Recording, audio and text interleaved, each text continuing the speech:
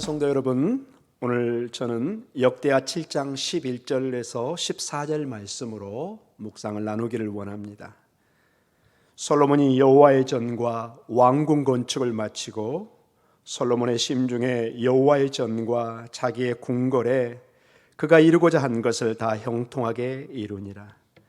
밤에 여호와께서 솔로몬에게 나타나사 그에게 이르시되 내가 이미 내 기도를 듣고 이곳을 택하여 내게 제사하는 성전을 삼았으니 혹 내가 하늘을 닫고 비를 내리지 아니하거나 혹 메뚜기들에게 토산을 먹게 하거나 혹 전염병이 내 백성 가운데 유행하게 할 때 내 이름으로 일컫는 내 백성이 그들의 악한 길에서 떠나 스스로 낮추고 기도하여 내 얼굴을 찾으면 내가 하늘에서 듣고 그들의 죄를 사하고 그들의 땅을 고칠지라. 사랑하는 성도 여러분, 계속되는 코로나19 바이러스 전염병으로 우리가 익히 경험하지 못한 정말 특별한 상황을 접하고 있습니다. 저는 이 묵상의 말씀을 준비하기 전에 방금 전에 교육부 장관의 담화를 통해서 또다시 초중고 개학이 4월로 2주 더 연기된다는 소식을 접했습니다. 우리 교육 역사에 초유의 상황을 우리가 접하고 있는 것입니다.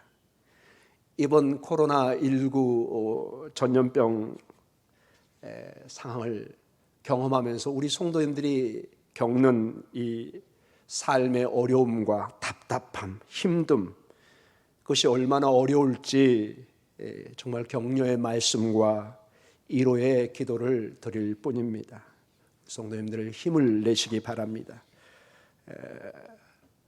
계속해서 이러한 코로나19의 바이러스 때문에 저희가 약 한 달 가까이 예배를 못 드리고 있습니다. 주일에는 동영상으로 예배를 드리고 있지만은 너무 부족한 상태에 있습니다. 그래서 저희 교육자들은 매일 제가 저를 중심으로 말씀을 묵상하고 이 묵상한 것을 동영상으로 찍어서 여러분들에게 함께 나누기를 원합니다.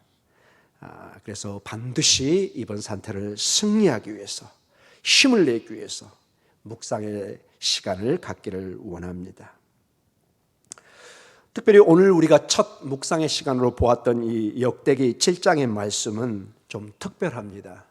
이 역대기의 말씀은 이스라엘 백성들이 심판을 받아서 바벨론 포로로 잡혀갔던 상황 속에서 그들이 다시 70년의 포로 생활을 마치고 약속의 땅으로 돌아온 상황이었습니다.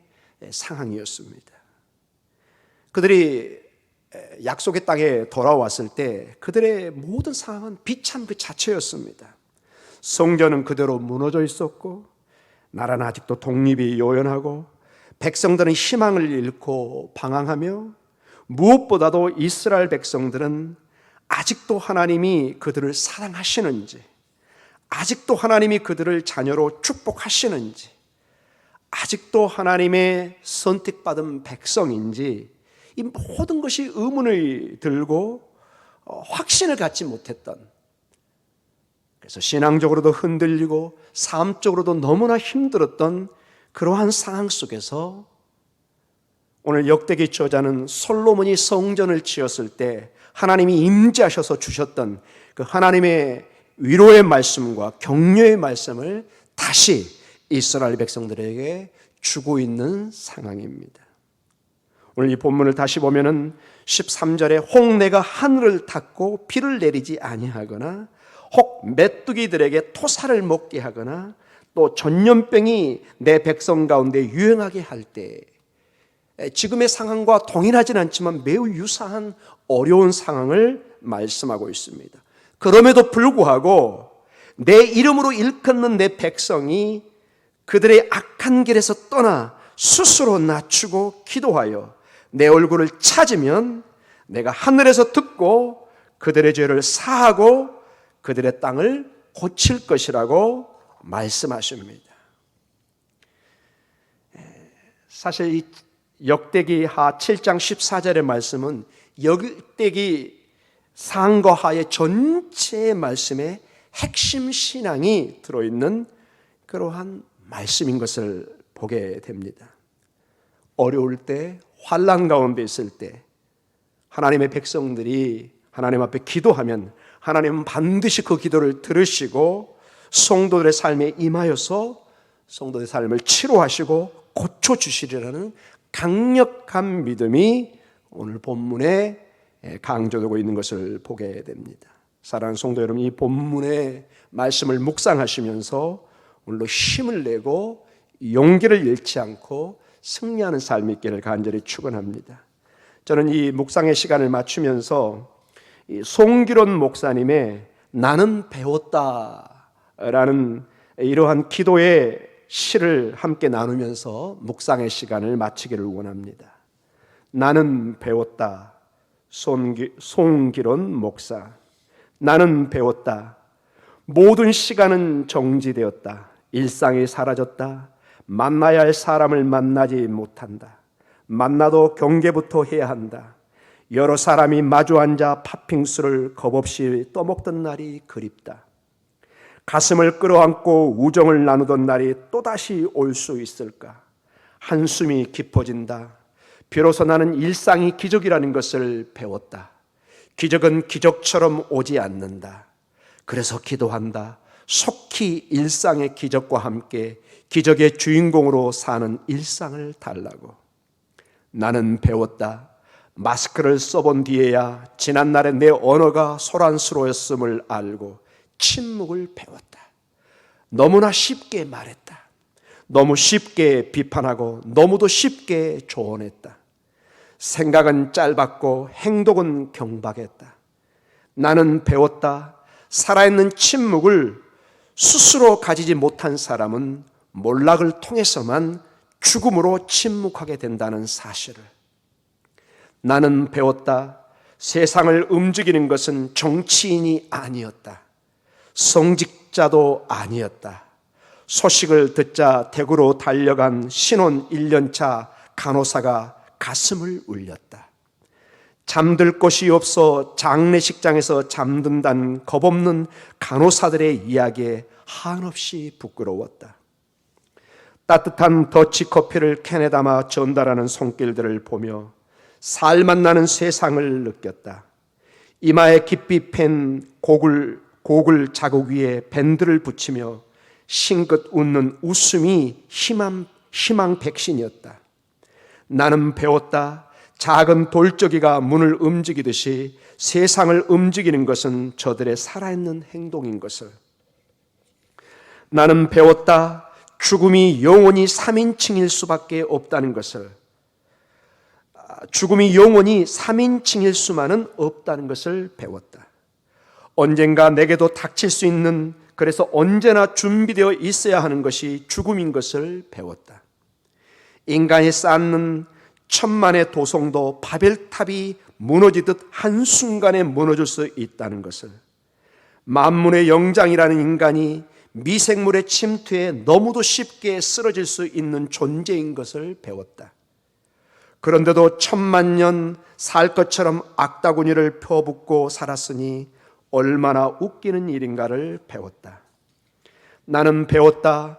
인생의 허들 경계에서 장애물은 넘어지라고 있는 것이 아니라 넘어서라고 있는 것임을, 자신에게 닥친 시련을 재정의하고 살아남아 영웅이 될지 바이러스의 희생양이 될지는 나의 선택에 달려있다.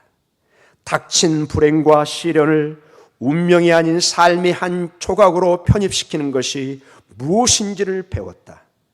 그때 희망의 불씨가 살아나고 있었다. 나는 배웠다. 까뮤의 페스트에 등장하는 북아프리카의 항구 오랑은 아비규환의 현장이었다. 서로를 향한 불신과 배척, 죽음의 공포와 두려움, 지옥이었다. 그러나 신종 코로나 바이러스 감염증의 최대 피해지역인 대구는 공항도 폭동도 혐오도 없었다. 침착함과 고요함이 버티고 있었다. 일본의 대지진 때 일어났던 사재기도 없었다. 오히려 착한 건물주 운동으로 서로를 감싸 안았다.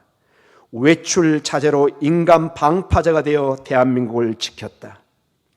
배려와 존중으로 빛났다.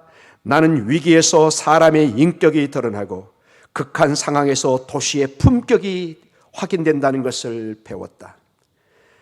나는 배웠다. 어떤 기생충보다 무섭고 무서운 기생충은 대충이라는 것을 배웠다. 모든 것이 대충이었다. 손 씻기도 대충, 사회적 거리 유지도 대충, 생각도 대충. 이번 사태에도 너무 안이했다. 이제는 나 스스로 면역 주치의가 되어야 한다는 것을 배웠다. 환경 문제나 생태계 파괴가 남의 일이 아니라 내 일이라는 것을 배웠다. 또다시 찾아올 바이러스에 대처하기 위해 두 눈 부릅뜨고 환경 지킴이가 되어야 한다. 나는 확실히 배웠다. 공생과 공존이 상생하는 길이라는 것을 나는 배웠다. 가장 큰 바이러스는 사스도 코로나도 아닌 내 마음을 늙고 병들게 하는 절망의 바이러스라는 것을 나는 배워야 한다. 아파도 웃어야만 이길 수 있다는 것을, 아니 그게 진정한 인간 승리임을 나는 배웠다. 나는 기도한다. 마지막에 웃는 자가 되게 해달라고.